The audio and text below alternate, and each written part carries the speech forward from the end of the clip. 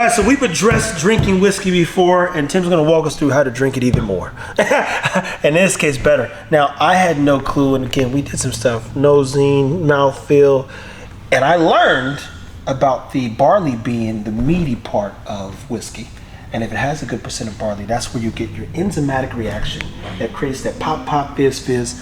Oh, what a relief it is in your mouth. So you say, man, that's why my mouth is fizzy and fuzzy. Well, so you don't have to have malted barley to have the pop pop fizz fizz that you're talking about, because we've got some stuff. Actually, I don't know if I have anything that isn't.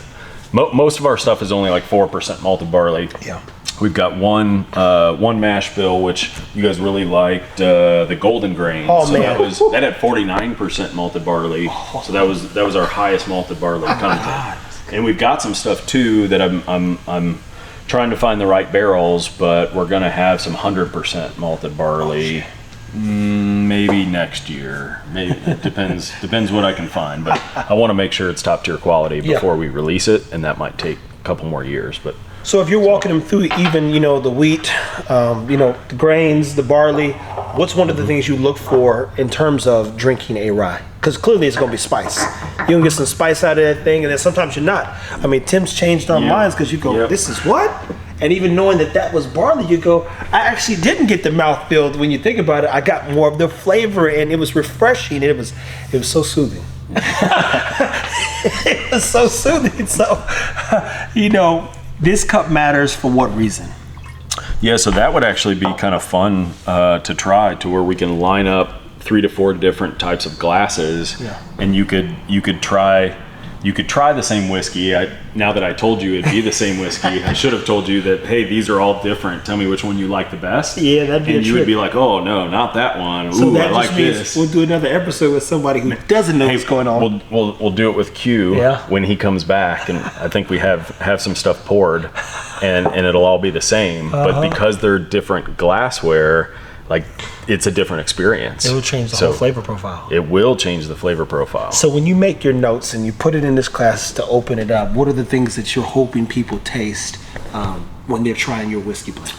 Yeah, so I'm not trying to steer them in a direction. I'm trying to take what the whiskey is. So the whiskey has an identity, and we're trying to put that identity like on paper, to where then we can help people identify the notes, because that's more fun. Yeah. If some people don't like to be told anything, but most people like to be influenced a little bit. So if we can pull out some of the notes, like apricot has apricot in it, and if those little things, and it's like, hey, let me have you try this, and I remember you trying it, and your buddy's next door, and it was like, hey, do you guys get apricot on this? And you're like, yeah, whoa, and it's part of the fun, right? That's funny, man. So then it's kind of cool too, to where asking other people, hey, what do you get from this?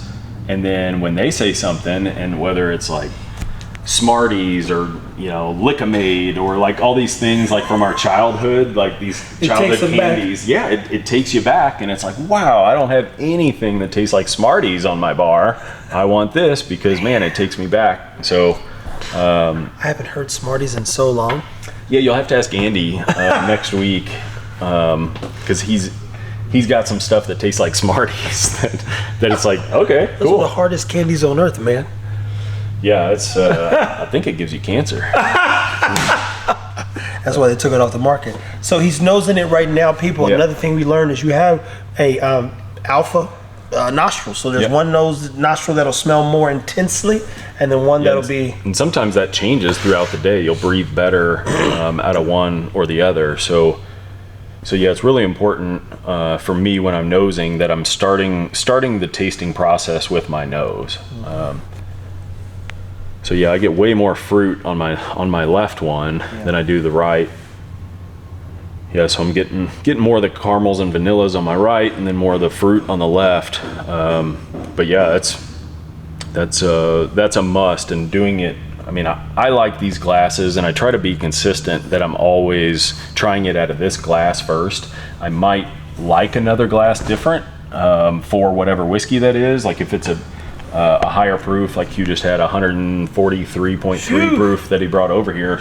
That I actually like in the larger Canadian Glen carrying glasses, like that the thing to Glen open up mixer a little glass. bit more. Yeah, let it open up, because if you funnel all of that ethanol in a tulip glass, then there's so much. It's evaporating so fast that it's almost not pleasant. So to open it up, it's definitely not pleasant. Yeah. So yeah, can you get some, like, I'm almost getting pear on it, on my left nostril, get some pear. Yeah, see, and did you make the green top for this one on purpose?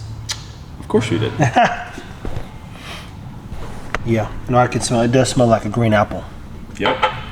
Yeah, that apple brandy finishing cast that we have, man, that adds such a nice green apple component to it. Like, we're actually that rye that we just bottled last week that was finished in there, man, I get a ton of green apple on that. Have you had that yet? I don't think so. The one that where did he put People, that? this is one of the best places to be. And mind you, we walked in with this big dream and these high hopes, right? And then we learned not to get shut down, but to learn. The most important part is, hey, learn what you need to learn and figure it out. And Tim here, man, he's been closing some. Apple of my rye. Yeah. Now, no, I definitely didn't try that one. Okay. Well, you might have had it straight out of the barrel. When that guy was over there that one day? Yeah, so it was. We had it resting in a stainless barrel. Yeah, I think I did try some of that. Yeah, I think you did, but you probably haven't had the final version, which now makes me want to try it again. So do you get like a green apple on that? Man. You know what I've enjoyed, not just about the green apple side, is even smelling the sweetness that I didn't know existed in whiskey. Yeah. You think alcohol, you think drunk. You think drunk, you think I just got to get this over with. There's a subtlety to this whiskey, and all of it, to be clear, where you go, man, I want to enjoy this. So remember on your podcast when I said I want to slow down time, and I want this place to, you forget about everything else and all the other stuff you have to do, and well, not because of the alcohol, but you slow down and you really learn to appreciate what's in the glass. And when you take your time and like learn things about the whiskey and like all the stuff that you've like shotgun blast learning, it's like, man, what else do I not know, and what else can I learn? And it's like you appreciate what's in the glass more. What makes us really appreciate what you're doing too, because I think we were talking even earlier about scaling something. I said, look, what he does here is very important to a lot of good people, and I don't think there's no reason to speed it up. Let's slow. As a matter of fact, let's keep slowing it down so that we can bring in higher valued people that appreciate this process and get to be a part of it. Mind you, people, you join the club. You take some notes from people. He's happy to have people try it, and hey, well, you think we could do this next time? But there is the word you used, identity, right? Identity is, some people are going through identity crisis. I ain't gonna go left on this day, but you just go. Then you shouldn't drink high proof alcohol if you got an identity crisis. But in this case, come in here and find out which identity belongs to you. Yeah, and it's cool to know the profile of whiskey that you like, and then like the lockers over there. We're almost full up on the lockers now, where people have their favorite whiskey in there, or a whiskey that they blended here, or something, to where when other members are here, it's fun for them to go to their locker, pull something out that they want you to experience, because it meant something to them when they had it, or somebody shared it with them, so they want to now share it with you. So then we would say step 1 to tasting whiskey is making sure you have the glassware. Step 2 is probably finding somebody to share it with. Yeah, finding the right whiskey with the right person to share it with. Yeah, because it's there's certain bottles on here and certain whiskeys that some of them I wouldn't want to take on a boat or a lake trip, or there's some that I would take when I go fishing, or shooting with some buddies, or whatever it is, or maybe it's like going to see family and sharing it with my dad and my brother. Like, those are different bottles than if I'm sharing something with my wife, I know she likes some of the ryes that we do. So, it's picking the right whiskey for the right occasion, and the people that you're going to be drinking it with. So there you go. And I love that too, people. What we learned is definitely to share, definitely drink, but even taking time to appreciate the process, and that simply starts with your nose.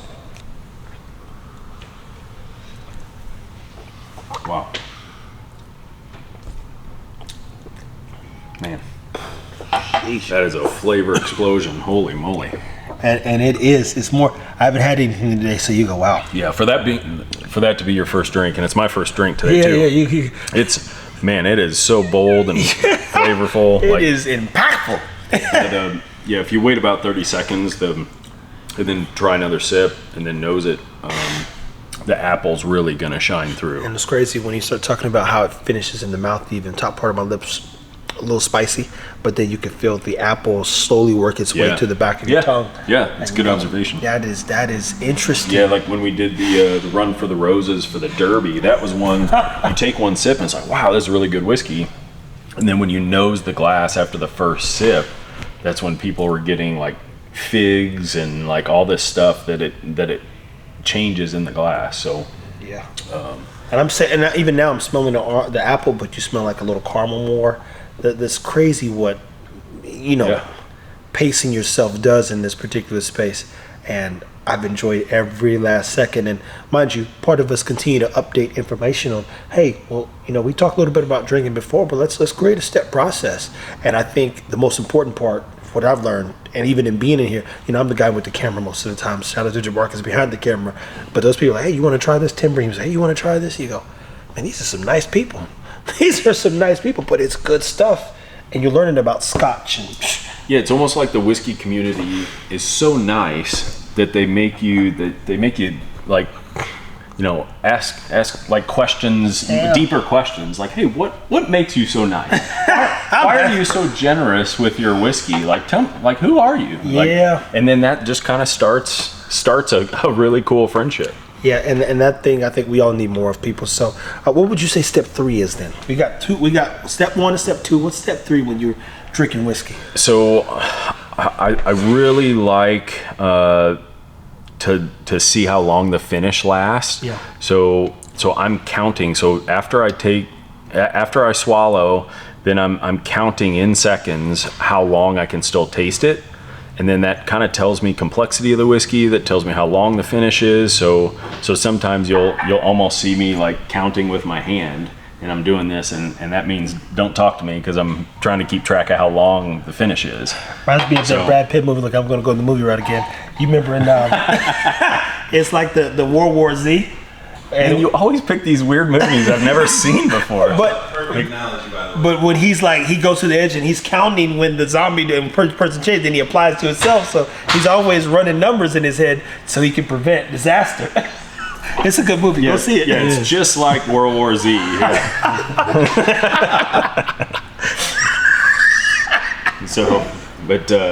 But yeah, so especially if I'm trying multiple whiskeys and I'm trying to find the best one of the lineup that we're making, so that could be the difference between what goes into the bottle and what doesn't go into the bottle. So if I'm counting and if I've got something that's like 42 seconds long versus something that's like 35 seconds long, that the one that's longer usually beats the one that's shorter. Yeah. So you're not necessarily your main focus at times is simply the finish versus not just the flavor up front. Well, it depends when I'm, before I've had it, then my priority is nosing. And then when I take a sip and I hold it in my mouth for a little while, then I'm trying to document what's happening.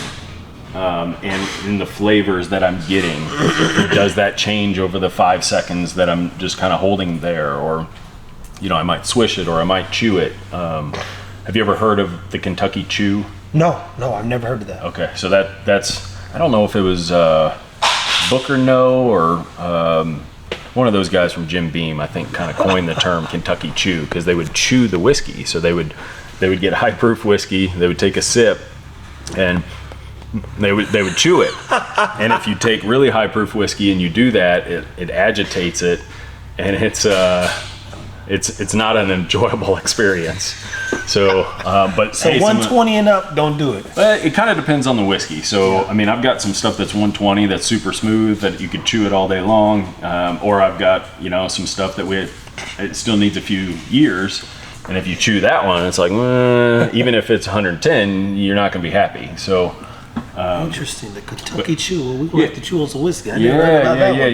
Yeah. So we'll pick a whiskey that changes with the chew, and we'll see what you think on it. Jesus Christ, man. Well, people, we've got a few steps for you as you learn and lean into whiskey. Whiskey, man, I still can't describe it. You know, I'm pretty good at descriptions.